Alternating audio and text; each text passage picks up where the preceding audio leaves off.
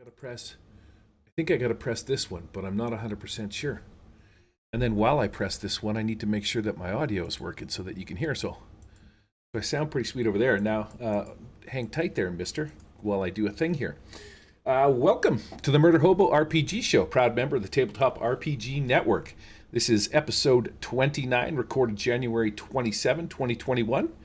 And I'm one of your hosts, Gary, aka the Murder Hobo. And I am here with the Goliath of gastrointestinal goop, Uncle J Raz, aka Crapton Colon. Wait a second, I should have changed that part of the show notes because that is not true. It's not correct. It is. We got a pitch hitter for tonight, folks. A man with no discernible issues, Mr. Perfect. A man of humongous moral magnitude, 8.0 on the moral magnitude scale. A pillar of the community, personal sexual partner of mine. I mean, at least that's what I dream of when I dream of my sexy time stuff. But yeah, we got Eric Lamoureux, the creator of Wise Guys and 50/50 of the old Just Insert Your Imagination. Insert your clap here. Yay! Yay! Yay me! This is just like we're doing. Finally got me on the show. Well, buddy, it only took 3 years, man. You know what I mean? This is like, usually it's just me and Jay sitting around in our pajamas, if we even have pants on. So I had to friggin' fix the pig up a little bit. I got some new artwork to make it look pretty. I feel like this is a respectable show now. Right? This is I got a little streamer on the bottom there that's telling you some information. Right? I got windows for our cameras. It even has your name on it. Did you check out the Twitch stream? This is professional, dude. Together one. What happened? No, but yeah, thanks for having me on the show, man. It's always a pleasure, always fun. Talk about RPGs. Yeah, this is how is wrong you are. Well, things like that. That's my favorite part, to be honest. Hopefully there'll be none of that. You're supposed to agree with me. This is my show. I'll fucking Cobra Kai your ass. You won't even know what's happening. All right, here we go. Slap you. Where's my deal here? This is a podcast about role-playing games in general, and as usual, we're going to ramble incoherently in an attempt to sound like we know what we're talking about. We are an RPG entertainment podcast, and although you might occasionally be able to glimpse a nugget of truth or inspiration from our many years of gaming experience, we promise it's completely unintentional. Also, please note that that we stream this podcast live on Twitch and convert it to podcast audio format so that you can enjoy it if you don't want to sit down and spend 2 hours looking at our ugly faces, that being me and Jay, because Eric's Mr. Perfect. And you can check us out every second Wednesday at 7 p.m. Pacific. Read the blue part, That's Eric. Right, buddy. So, yeah. That's right. So with that out of the way, on tonight's show, we're going to be, time permitting, talking about the gaming table. So what we've been doing, what we've been playing, what we're into, kind of channel on Pornhub we've been watching, things like that. Oh yeah, that's my favorite. What's new in the community, and what has piqued our interest in the last couple weeks. And for our main topic, well, it's going to be community questions, which are actually questions that no one asked us. Right. Yeah, this show doesn't get any email. On this show, we don't wait for people to send questions. We just go looking for them, even if nobody asks us. You know, I've been doing this show now for 3 years, Eric, and I don't think that I have enough email that has ever been sent to me to make one single episode. I know, right? Yeah, seriously, I gotta spend all that time making a show, and people don't even bother interacting with you. I don't really check the email. Usually, anytime I go on the internet, I just get distracted by the porn. So I don't know about you. That's how it works for me. It's everywhere, yeah. All right, my man. So what have you been up to for the last since I talked to you last? What do you got going on? What's new and exciting? Still running my campaign. It's been going on for a few months now. Called Boomstick, and it's basically some heavy metal musician, a garage band full of losers that unknowingly summon a demon that's wreaking havoc in their little town, and turns out that they're the best one to get rid of those demons because, as we all know, with heavy metal comes occult knowledge of demons. So they have the knowledge. They're not capable, but they have the knowledge of defeating those demons. So they go and have to fight deadites. There's a bunch of leeches in there. A couple episodes back, they fought some nutcrackers in a cabin. So it's been a lot of fun. Been doing that. Supposed to be a play test for a setting. I'm hopefully gonna write, and that Just Insert Imagination will release. Not really a setting, more like a plot point campaign, but yeah, some material for you to play with. So should be fun. Been doing that. This Friday on the Wild Eye podcast, we get with our series Wild Eye Harder on Twitch as well. We Mm-hmm. have Preston Dubois, I think it's pronounced, from East Texas University. We'll And we're figure going it to out talk on about Friday, that. eh? Yeah, we'll ask him because I'm not sure. But yeah, it's quite the phenomenon there with East Texas University. I don't know about you, but I know a couple people that are running it or are gonna run, podcasts with it and things like that. So it's this setting, kind of like Deadlands, that everybody's playing, at least in the Savage Worlds community. So should be Yeah, fun. isn't Ellen? She co-hosted the show a little while ago when I was out for doing a thing. Isn't she going to do something with Yeah, that? Birdhouse Mysteries. Yeah, she's starting up a new podcast with ETU. So That's Wild exciting. Cards did it, and we got our buddy Tommy Brunell that's been running a campaign for a long time. I just chatted with another guy recently. He says he's playing ETUs. So our co-host Carl, not at the moment, but he runs it or has played in campaigns for a long time. So Wow, should be cool. that's pretty sweet. You know, I've said it before hundreds of times, man. ETU is a sleeper setting. It's the kind of thing that people I don't think they really know about it. And then, when they play it, like at least when I played it, it was like, holy crap, this is amazing. It's almost better than Wise Guys. Yeah, almost. Well, actually, I mean, it was kind of an inspiration for me for Wise Guys because it's not a setting you would think about, like playing college students investigating the paranormal, but just the role play opportunities with that setting, they're just so much fun. The characters, and for Savage Worlds, there isn't a whole lot of urban fantasy type of settings. Those mysteries, investigation. That's not what first come to your mind when you hear Savage Worlds. You think over the top action and things like that. So yeah. Nice. So there's Um, that, and then my little setup that I got going on. Um, well, Gary knows, but people don't know me. Um, I like to craft things, tabletop crafting, like little piece of terrain and stuff for my games. But also turns out that I do most of my gaming online.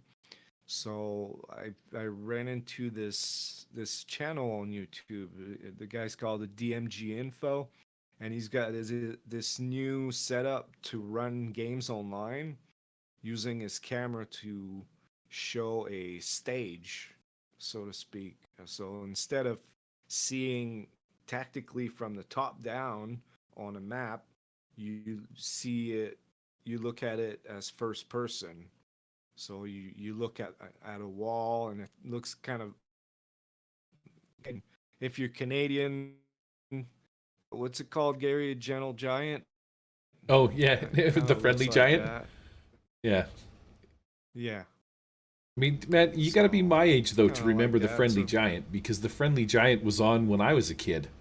So, I mean, kids that are like 20 years old, 30 years old, up and comers, they won't know. But you'll have to look it up, The Friendly Giant, which was really cool because he looked down on the stage. He had little dressers and chairs and stuff like that. And then all you would see when he was telling his story is this giant hand come in, like frickin' King Kong reaching down to grab a person or something like that. But yeah, that's your stage Well, setup. we had some like that. We had some like that in Quebec too, but of course, yeah, it was in French, but it was called the Paper Bible. So the guy would make like stage scenes from the Bible in paper, crafted in paper, and you would play it out with puppets and things like that. So Man, it I am was kind of the slowly same view. slowly figuring out what is wrong with you. The paper Bible. You grew up watching a dude make like paper mache from Bible stories. Yep. That's extremely the, similar the to the guy Friendly Giant. the guy was so talented. So it's like, wow, he made it Uh, interesting to actually watch that stuff. But yeah, so I've been experimenting with that and trying to make it work for me. I'm still not 100% sold on it, but you know, you know me, I like to craft stuff, so yeah, gives well, me you an got that cool excuse for a 3D reason. printer and stuff, so you're buzzing stuff off all the time, which is pretty neat. The 3D printer was on my Christmas wish list, but instead I got a Ninja Foodie because I'm not fat enough. So, Well, I'm sure you're getting more use out of that than the 3D printer, so. well, this is true. And you know what? The things that I make in the Ninja Foodie I can eat, unlike your stupid 3D printer. So take that, Lamoureux. Right. I gotta tell you, bud, we've been friends now for 8 years, something like that. We've been online gaming. We've been Yeah. doing the Wild Eye podcast together for 5 or 6 years. Savage World's Yeah. #1 podcast. Pew pew pew pew pew pew. I just threw that in there for shits and giggles. But every time I go to spell your last name, I gotta look it up. Like it's a good thing that Lamoureux, when I send you things via Amazon, it's a good thing that Amazon remembers or knows how to spell your last name, or you'd get all sorts of weird, freaky spellings. But if you can maybe when you watch the show later, I'm gonna kick over to this little bad boy that I built right here. If you got your cell phone out or something like that, you can crack out the Twitch stream and you'll see what I got going on here. But I did a little search for Eric Lamoureux on the internets, and because I was trying to figure out how to spell your last name, and then I went to the images section of the Eric Lamoureux, and holy shizzle, if there isn't a lot of Eric Lamoureuskis. This guy, for example, look at this handsome fella, Eric. Public Affairs Advisor. Look at that svelte looking dude. Once it pulls up on your deal, he's a handsome looking fellow. And then beside him, you've got Eric Lamoureux, the Patient I Safety know there's a Institute guy. dancer. There's Oh, like a really? dancer. Yeah. There's a fat bald guy that looks like me without my beard. His name is also Eric Lamoureux. And then you got this guy that looks like a preacher. This guy looks like he's like a kid toucher or something like that. This old gray-haired guy with he actually kind of looks a little bit like Matt Stark, to be honest with you, with that little trimmed down beard that he's got going on. I don't know exactly what he does, but beside him you got Eric Lamoureux, the chef executive, and then this guy wearing a fancy red turtleneck sweater. His name is Eric Lamoureux, but I don't know what he does. It doesn't say. And then you got this fucking weird looking dude. Look at this guy right beside him. This guy says Eric Lamoureux's stream on SoundCloud something or other. And I believe that this is you. You're not the first Eric Lamoureux. You're the seventh Eric Lamoureux. So when we click on it, it only gives us this little image. But I think I remember seeing this image for some reason. You were pointing at something. I don't know if you cooked it or what you did, but I remember seeing this image. Do you remember which one it is? Can you see it? No, I can't see it. All right. Well, never mind. You have to Wait. send me a link. I don't have it up. Yeah. It's SoundCloud? the I was never on SoundCloud. somebody must have stole your deal, and maybe they're putting up some sweet French love songs, my man. But yeah. And then beside that is Hella Fatwimi and Eric Lamoureux. I thought for a second that this lady was named Yeah, Eric Lamoureux. Yeah, that's a dancer. Yeah. Oh, is she the dancer? Well, Her and this guy? that Eric Lamoureux is a dancer. Yeah. Yeah, there's some pretty stellar looking Eric Lamoureux, I gotta say. And then Then there's this guy. Uh, Yeah. then there's this guy. I think this guy might be your brother. I'm not quite sure. He looks like he's been in one too many hockey fights and he's been punched in the face too many times. He's got a really big head and tiny little beady eyes. Not that I'm any kind of a prize or anything to look at, but yeah, one of these days I'll look up my name and see what the other retards Yeah, that share my namesake look like. yeah, see what comes up. What Yeah, and that's and what about you, Gary? What have you been up to? well. What do we got? I started my deal, man. Through the month of December and the month of January and stuff like that. I failed. I did an actual huge fail. I was supposed to be on the Wild Eye podcast, and I missed that episode from sleeping through it. My phone died on me on that piece of crap, and not only did I miss that, but I missed my first game of the year. So that's getting back into action. And then of course we got the Wild Die Harder coming up. And yeah, between that and my stud service job I have on the side, where I get the ladies pregnant for something to do. That's been keeping me busy.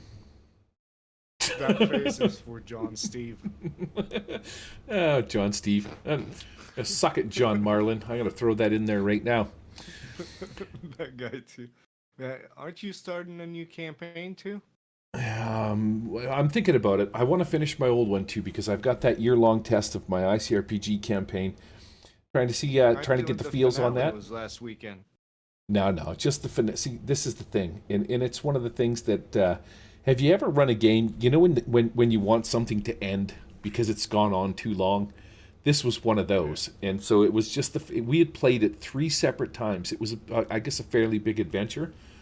And the way that we were running it piece by piece, it was just it was just kind of dragging on. And it was like, we hadn't played it for a month, but we had played it the 2 weeks before then. And so here we are on the 3rd week, which would have been 9 hours for something that should have taken 3.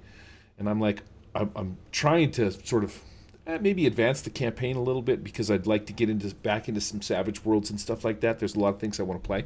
So it's been, yeah, I kind of just rushed it through, and now I feel bad that I sort of force fed them through some of that stuff because it actually is kind of cool. I think I might have to do a little bit of a retcon for 5 minutes and put them back because yeah, it's pretty slick. So keeping busy, staying out of trouble. Mm-hmm. We're gonna hit the news here because this is a thing that we talk about, and we don't actually do different segments. I don't even think I got a segment here. Where's my? Oh, here we go. Are you ready for this action? I think I gotta hit these buttons, Lamoureux. Hang tight here. Let me see. Where's my button?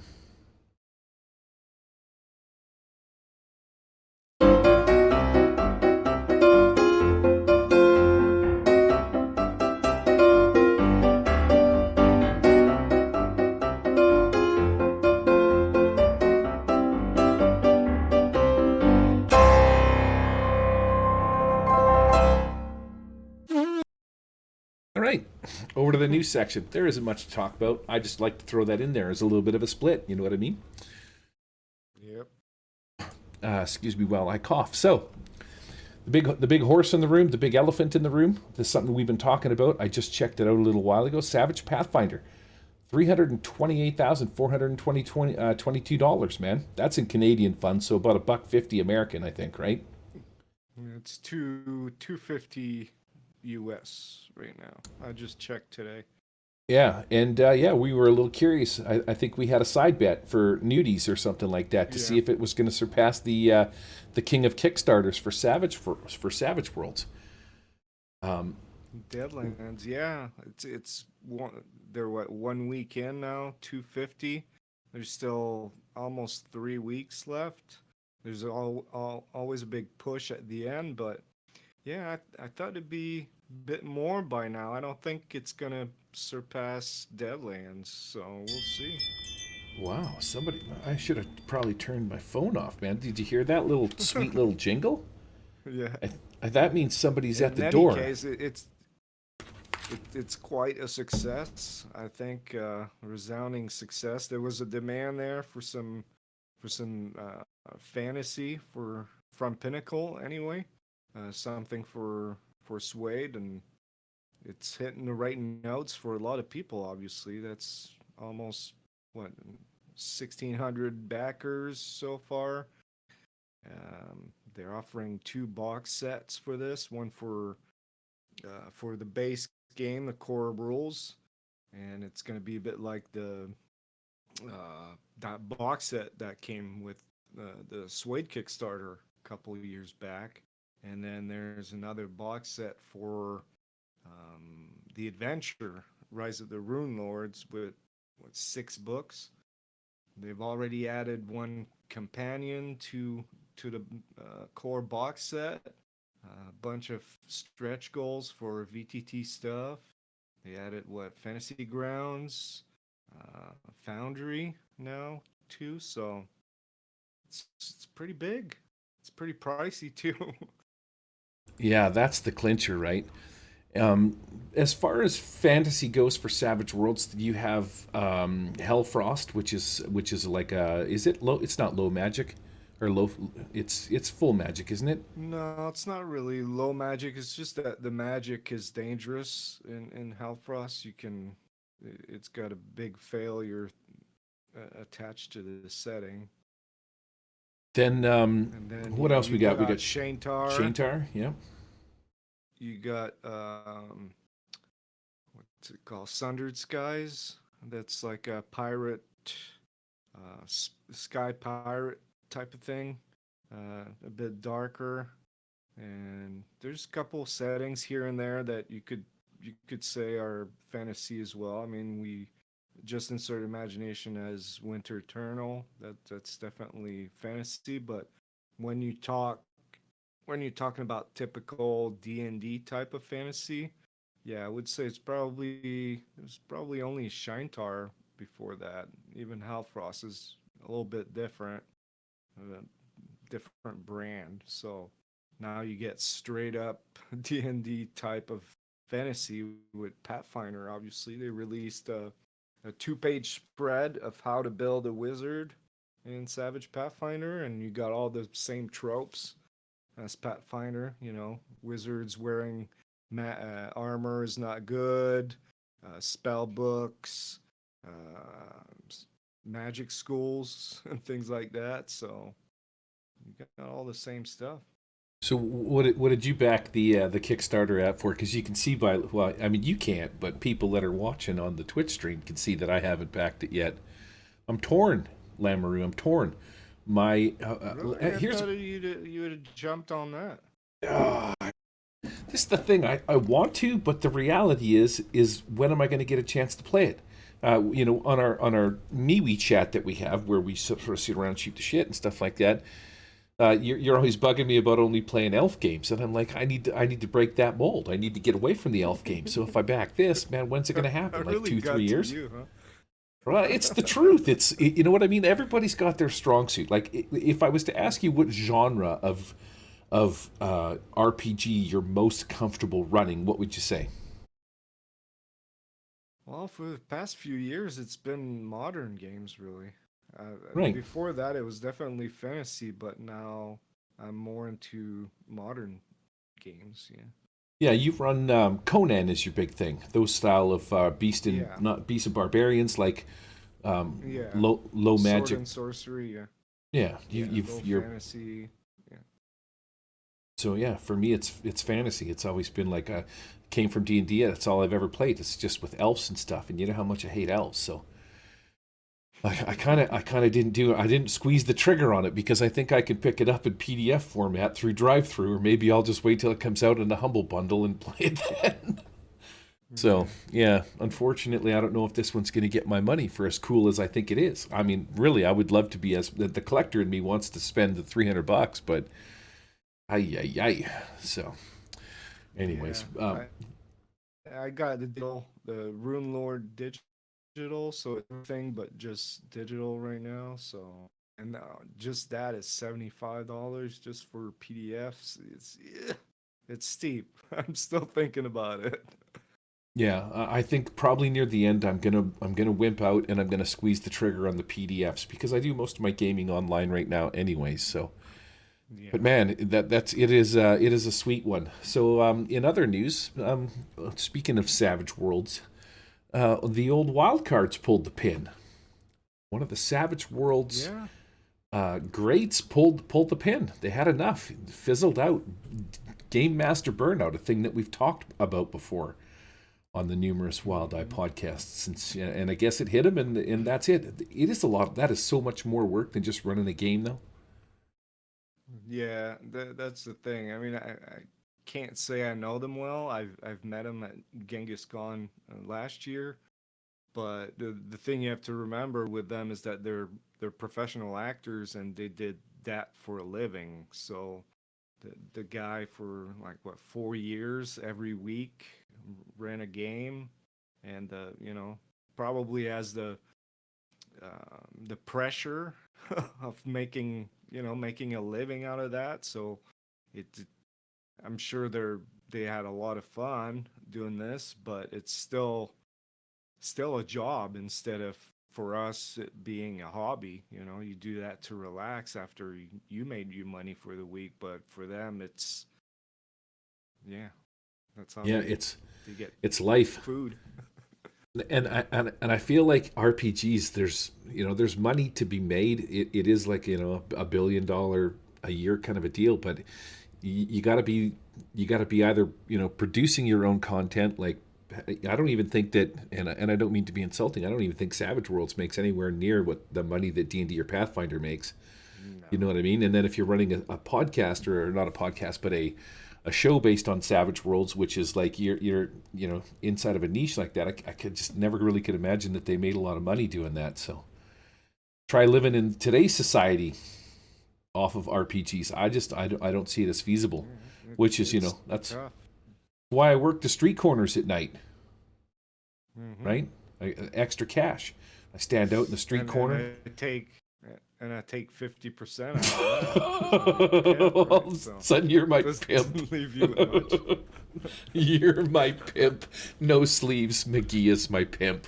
Let it be known. That's right. I'm the shady guy across the street that you have to watch for. Oh my God. Yeah. Anything else you can think about? There was a big sort of kerfuffle about GaryCon vetting people and stuff like that. I don't know how much truth there is to that, but that's something that we were talking about this week. Yeah, No GaryCon for you? You don't yeah. I want to play can't. Fantasy Grounds Unity? Unity? I no, I can't really comment on it that much because I've never been to Gary Con, and I kind of for a while now, online conventions aren't really my thing anymore. I did it for many years, and it's just not the same. It just feels weird because you're still only in one chat room with 4 or 5 other people. So it's just like running any game really online to me. Right. Yeah, I don't know how they're going to police it, I guess is the word I'm looking for, because if you're running Fantasy Grounds or whatever, and I'm game mastering it, and I want to pull my dong out and poke it at the camera a couple of times, well, they can't come to my house and turn my Fantasy Grounds off, unless maybe they're forcing you into Discord or something like that. Who knows? Screw those guys. F you, Gary Con. Wait a second, my name's Gary. Whatever. That sucks. All right, moving on. We got some questions to answer from the community. Questions people didn't ask us. I got to kick a couple of buttons in here, Lamoureux, and then I'm going to hit this one here.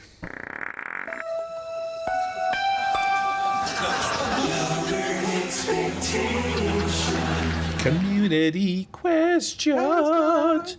That's my beautiful singing voice right there at the end. What do you think of that? One of these days I'm going to serenade you, my little sweet lover man. All right. That's cringy. The community questions section. We got about 25 minutes to kill. Let's see how many of these things we can pound through. Question number 1. I want to go to open link, but I want to select it in a different freaking page. Why can't I do that, Lamoureux? Better not take... No, it did. I just hit open link and it went to where it was supposed to go. Question number 1. I thought this was interesting, and it was a question I would like to pose to you.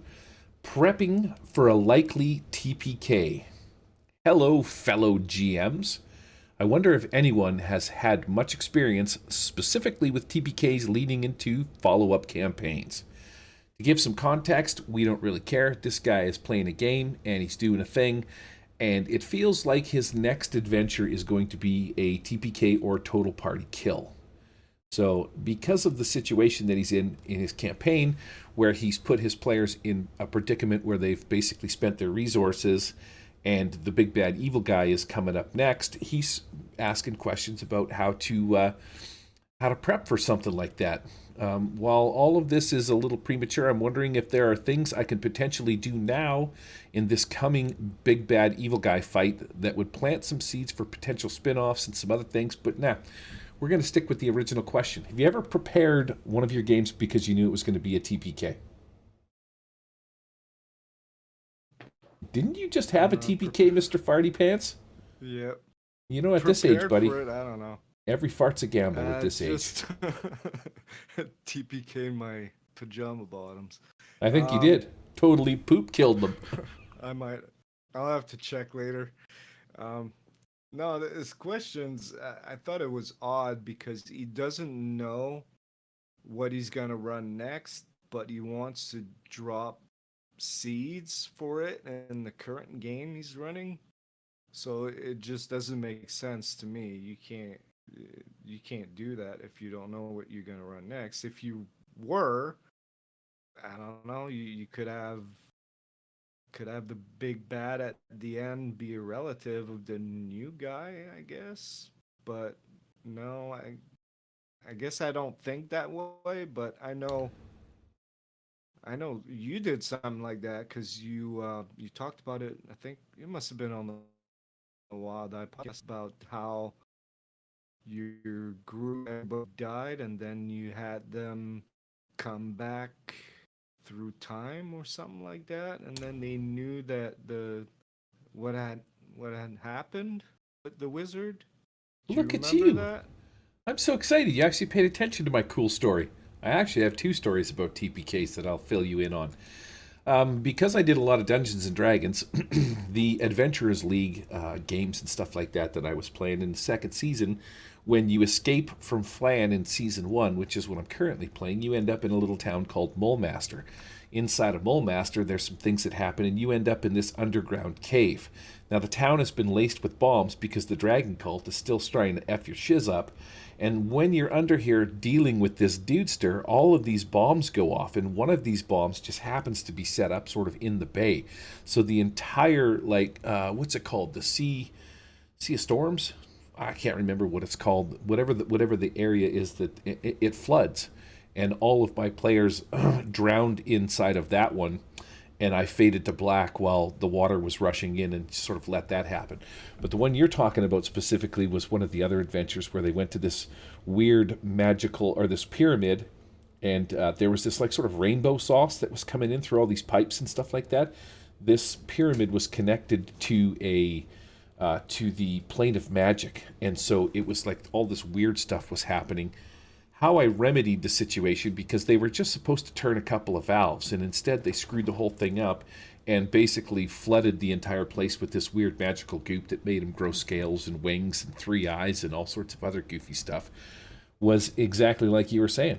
I did a little bit of a time travel thing in that one there, but I don't know if I've ever actually prepped for a TPK. Have you? I was thinking along the lines of, you want to end your game and you're like, screw you, players. I'm gonna kill you all. Have you ever done anything fancy like that? Yeah, I wasn't really, well, I'm not really proud of that, but I was I think 14 or 15 years old, and I just started GMing, and we were playing Middle Earth role playing, and they were around Dol Guldur in Mirkwood, and they were kind of watching the tower because they heard rumors that there was a necromancer in that tower there. It's If you've watched A Hobbit, you know what I'm talking about. Anyway, they're watching that, and they're making camp all around the tower. And one night I asked them if uh, while they were making camp, if they were making a fire to stay warm and things like that. And they said, no, we don't want to be seen. So because of that, I just said, okay, well, the Nazguls show up and they kill you all. That's it. That was my story. In my head, I was like, "There's no way you can't kill a You can kill a Nazgul, so you're dead. That's it." And they all looked at me like, "What's going on? What just happened?" And yeah, I learned that you don't do that.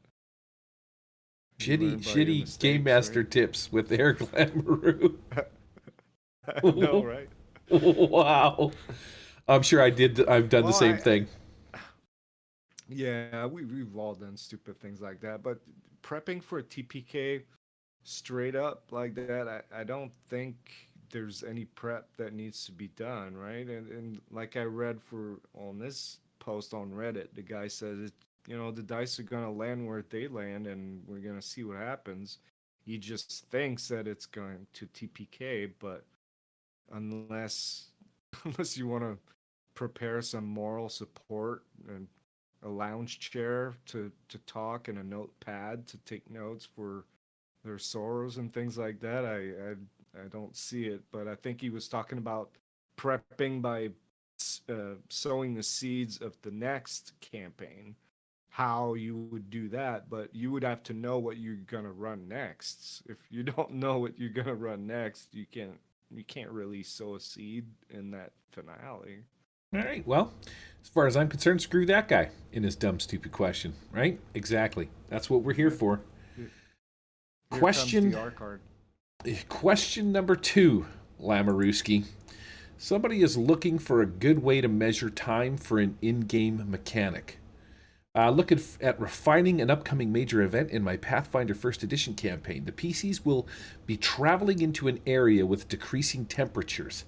They will take 1d6 damage every quote-unquote hour they are in these temperatures, and begin taking this damage every 15 minutes once they near the final area. So he's unsure of how he should implement this the time in real life. He was considering an hourglass to show off the urgency of the cold, but I'm hitting a wall in this decision. You got any tips and pointers for this guy on how to set a timer or something like that, and how he can measure it out to apply damage to his peeps? So I read that, and that's another one that doesn't make any sense to me.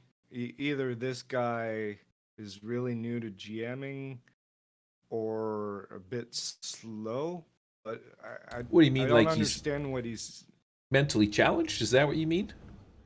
What do you mean slow? maybe. I mean, what do you do? You're just four or five people around the table, and then you all stare at them, and you flip an hourglass, and then everybody stares at it until it's at the end, and then you tell them 1d6 damage. Wow, you getting all stiff?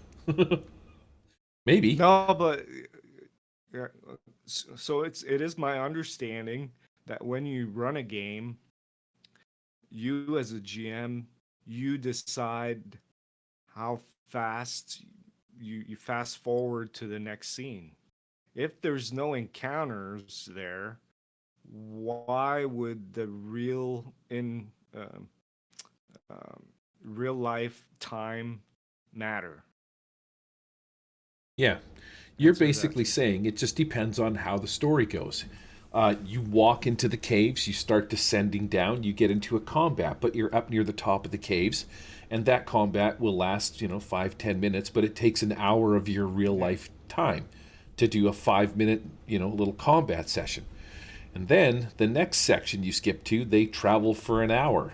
And that section in real life takes 30 seconds as you basically ask everybody, what are you guys doing for the next hour while you travel through, the caves or the tunnels deeper into this little ice deal. So yeah, I see what you're saying. Maybe he is a little slow, but generally speaking, in a situation like that, you got to play it by ear. Like, it just depends on what's happening in your Yeah. story. Maybe they stop and set up camp and they spend 8 hours sitting there, and then you're just like 86. Yeah. No, right?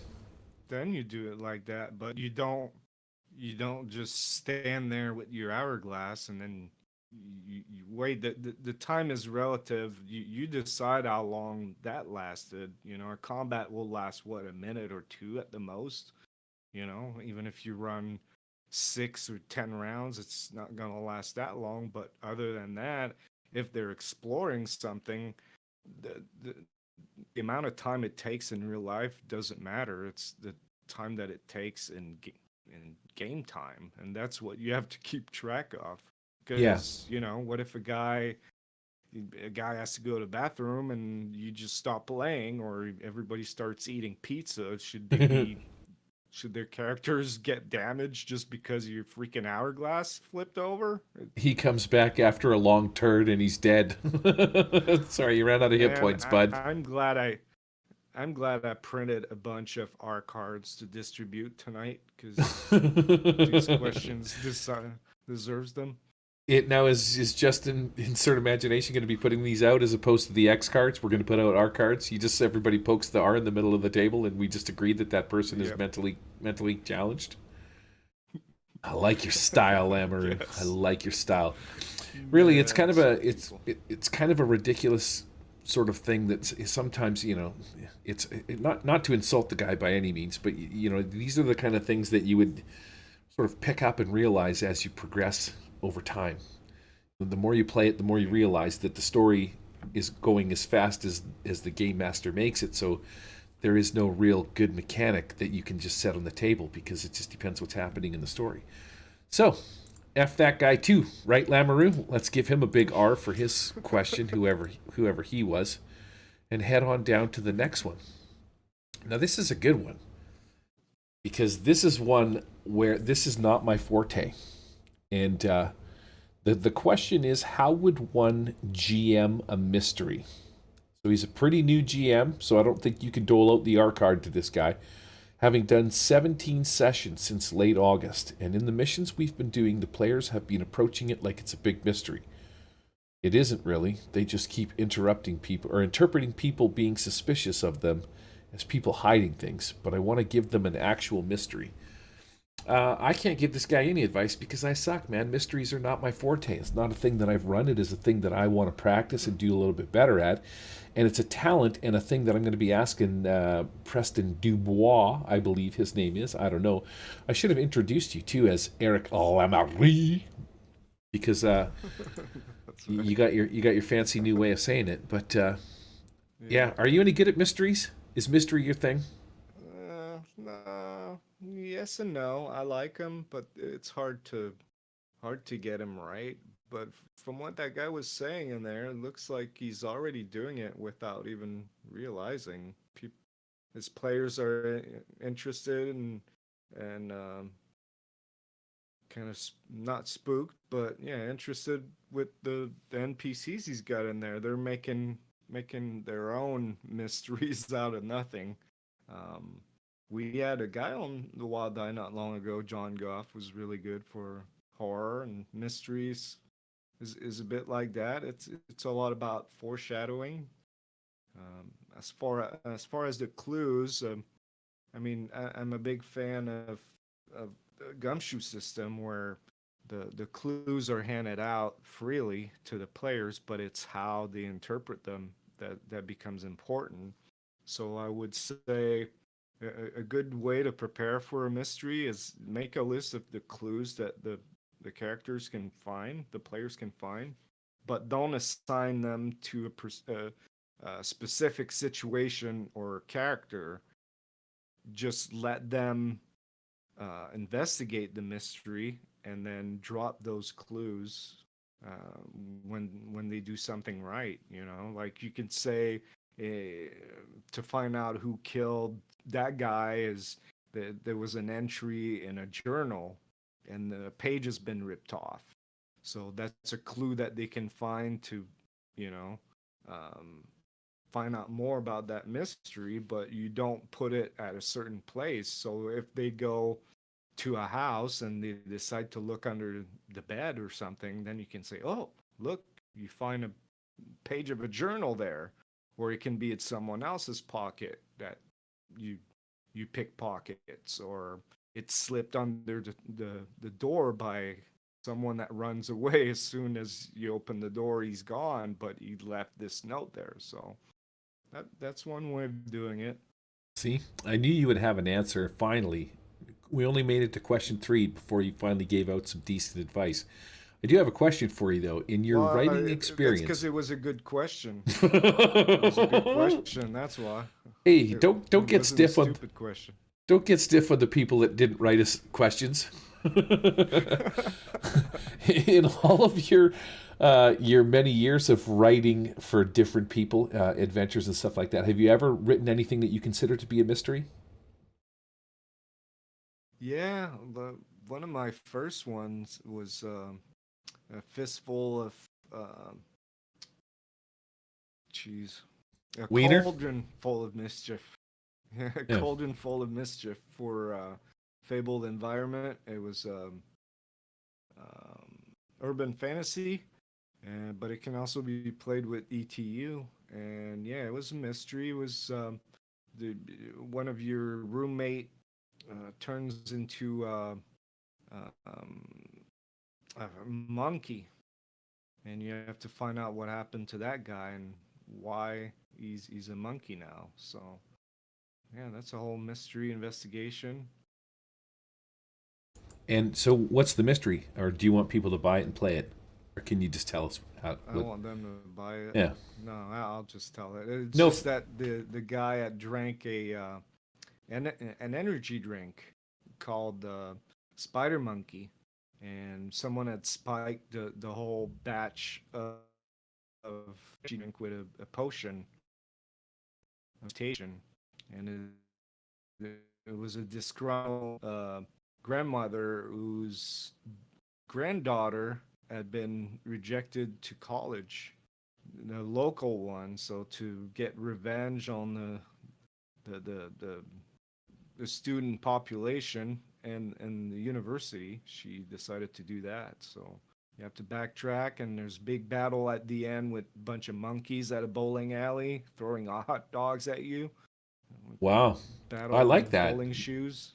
They weren't flinging poo? Yeah, that too. That's the one thing I really like about monkeys. Just that the mere fact that they can just take a shit in their hand and just throw it at things. I wish I could do that, except my hand would smell like crap, and then I'd have to find a place to wipe it off. And you just don't have those things with you, unless of course I started carrying a handkerchief or something like that that was like maybe had some soap and some water on it. Man, I run into you at a convention, I'd be like, "Hey, Lamoureux, Lammer poo," and I would flick my frickin' turd balls at you and hit you. I'd Nice. probably knock you out though. That might kill you Yeah. if I hit you with one of It's them. like a pound of fudge right there. Don't you have a don't you have a hose on your truck? I do, but then I would just be wet and smelling like shit all day too, which would be kind of a hot mess. I really like this question. I'm really glad that I found this question in the list of questions. So my players have expressed desires for romance options. Arrrr. I am Demi. What do? I have no idea what that last part means. I don't even know what the fucking Demi is. I am not averse to running romantic arcs for my player characters, but given my near asexuality, I have no idea how to actually do this.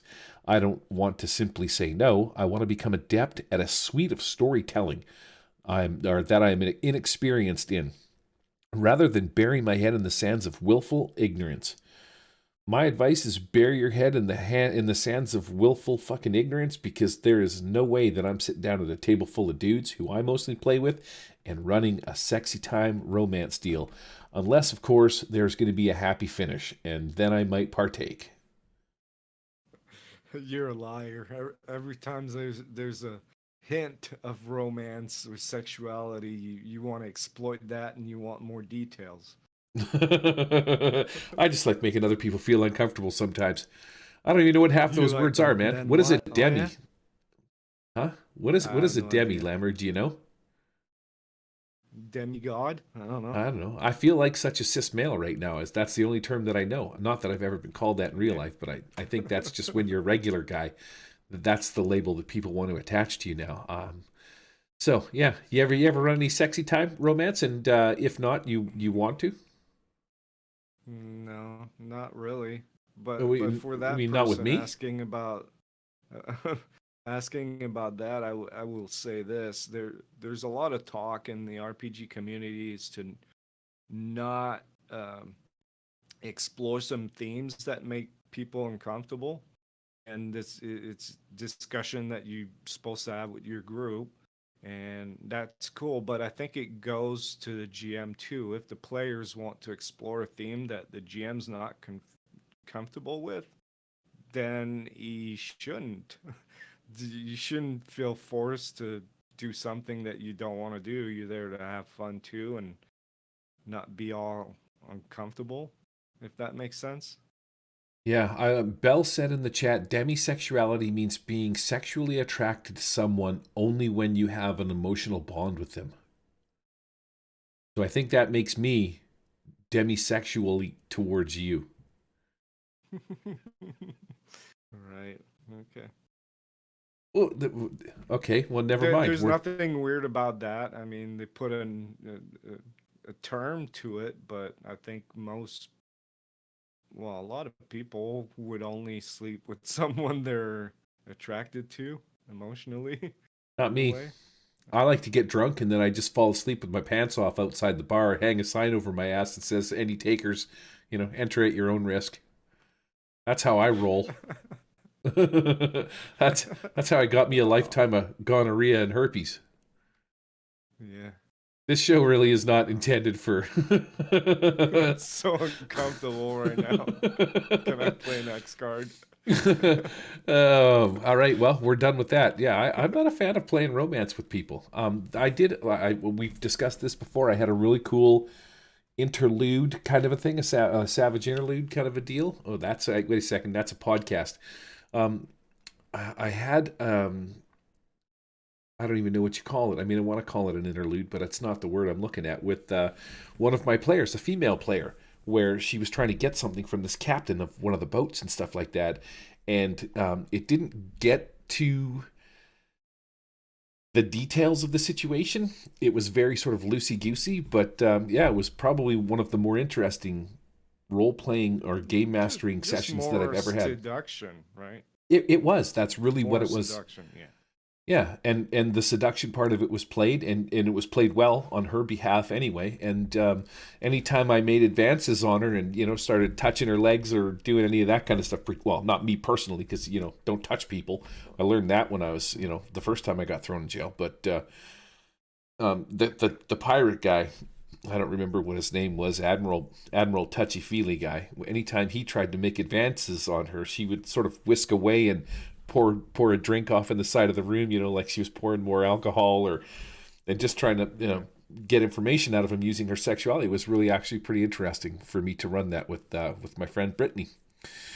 Okay, well, seeing as how I've never run any kind of romantic options, I think we should do that. Let's have a whole deal where we just have romantic interludes between me and you in like a one-on-one. No, Okay, no. moving on. What time is it now? 8. This could be the last one, because this is a kind of a funny one. What unusual advice would you give somebody when it comes to game mastering? So if you had to think of all the regular stuff that we ever talk about, what is something that we don't talk about that you could give somebody advice on? I'm going to hit the open link on this bad boy, see if there's some details. So I don't know about the rest of you, but I feel like the advice I always give in the various GMing subreddits ends up being the same a lot of the time. While the usual advice, like don't prep plots. What? Why wouldn't you prep a plot? What is this guy, Theater of the Mind? Come on. And the 3 clue rule are important. What are tips/advice that you don't normally get to give? Maybe because they are too specific or more of a GMing 201 type of thing. Eric, unusual GMing advice, bud. What do you got for us? I try to come up with one, and I don't know. It's How can't really about think of anything. always play with your pants on? Well, that shouldn't be unusual, right? You usually take your pants off when you play RPGs? No, no, I'm just saying that it should be common sense. All right. No. Right? You got nothing? All right, fuck this place. It's bullshit, and we're out of here. Nothing. Cool. What about Screw you? screw Do you that. have Well, I one? mean, like I said, man. How about unusual GMing advice? Be prompt. I don't think that's a thing people tell you enough. And be prepared. I think preparedness is key to a solid game. In fact, I'm going to put that as my number one thing that you want to be doing, which is why I think these theater of the mind, loosey-goosey, rolling off tables guys are fucking full of shit when they say that they've run good games before. Because here's the way I look at it. Especially if you're playing Dungeons and Dragons, there is a fucking set of rules that you need to follow. There is not a style of play, but there is an expectation of your players. You've got hit points, you've got Thaco. Back in my day, you got some Thaco. Where'd you go, Lamoureux? Never mind, we don't need him. He's blanking out. And so, anyways, the whole gist of Pretty sort of bad my right point. now. Yeah, the whole gist of my point is that if you're not prepared, I feel like your game is going to be slow unless you bullshit your way through it. Savage Worlds, I feel you might be able to get away with it because literally you could just give everything sixes. But I think you're doing your players a disservice by not being prepared, trying to make stuff up off the top of your head, especially in a game like D&D where you have so many stats and stuff like that. You know, you can't just say this goblin has 50 hit points all of a sudden when you look in the book and he's got 12. You know what I mean?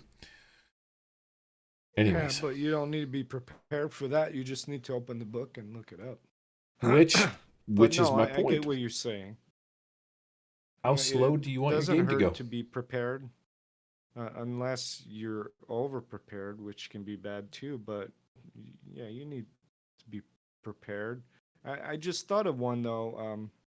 I'll say as an unusual advice is to listen to your players. I think a lot of times GMs get too caught up in their performance and don't listen to the players as much. And what I mean by that is sometimes they can come up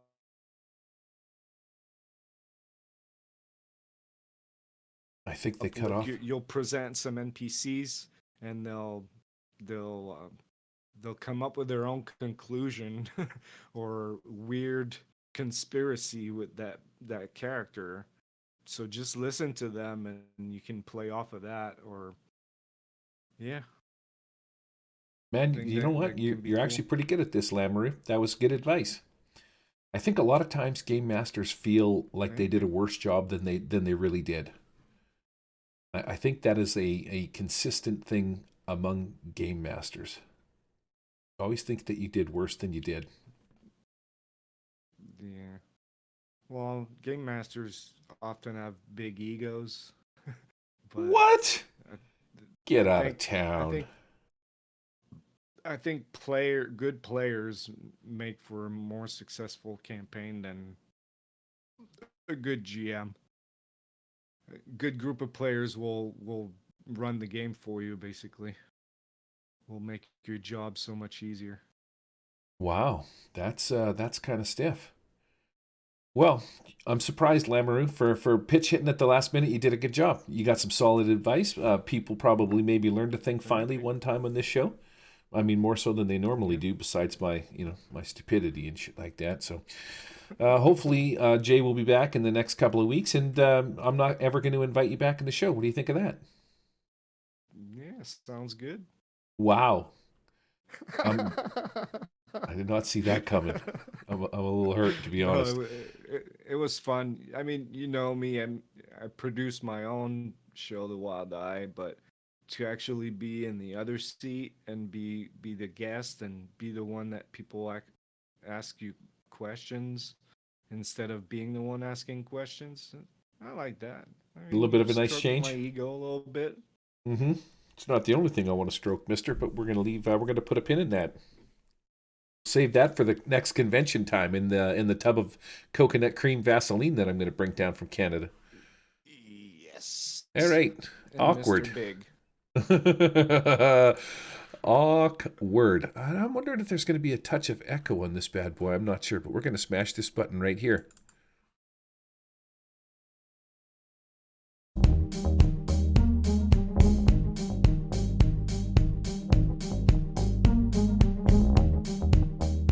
All right, that is it for this edition of the Murder Hobo RPG Show. We hope you enjoyed it. And now that it's 2021, guess what, Eric?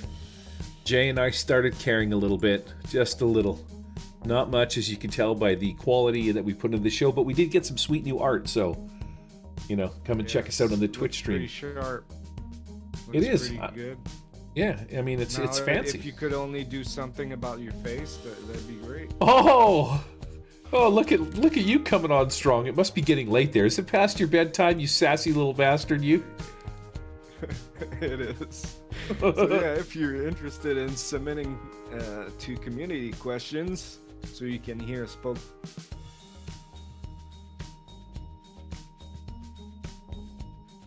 But Lamoureux and your shit internet. Suck it, dudester. If you're interested in submitting to community questions so you can hear us poke fun at you and not answer your questions honestly, you can do so at the Murder Hobo Show at gmail.com. Otherwise, send your hate mail to unclejraz.com. Take that, Jay, for not being here. Fucking jerk. You can also get us on Twitter at the Murder. To johnmarlin.com. Right. johnmarlincansuckit.com. Exactly. That's exactly where you need to send your mail. You can also get us on Twitter at the Murder Hobo Show, on YouTube at the Murder Hobo Show, where I show you how to make three-dimensional battle maps for role-playing and Tabletop Simulator, among other stuff. You can watch me do this live on Twitch at the Murder Hobo Show, but be warned, there isn't a set time for the show. It's random. This is the part of the show where we ask you to go check out some of the content creating fellow network members that we would like you to take a look at. We're not going to do that. We're going to say, go look at Eric Lamoureux stuff. This guy wrote the setting Wise Guys. If you're into Mafia and Savage Worlds, this is your man. If you got questions, you can ask him directly. At the, is it the Wild Eye Podcast? What is it? What is the email?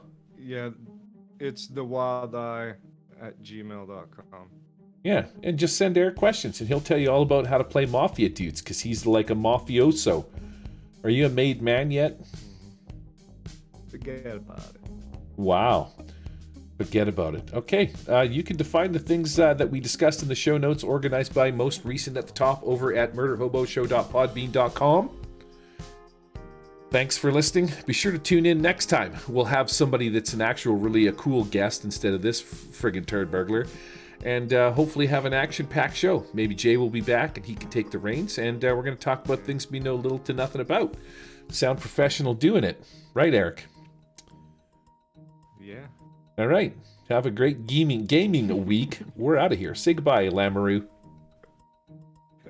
Bye-bye. How do you say goodbye in French? Au revoir. Oh, that's even lamer. The Murder Hobo RPG Show is not affiliated with or endorsed by any companies mentioned on this show. Any of the products mentioned on our show or that appear on our website are the property and copyright of the respected owners. All items are used under fair use for educational and review purposes. All other items are the intellectual property of the Murder Hobo RPG Show, copyright 2021, all rights reserved.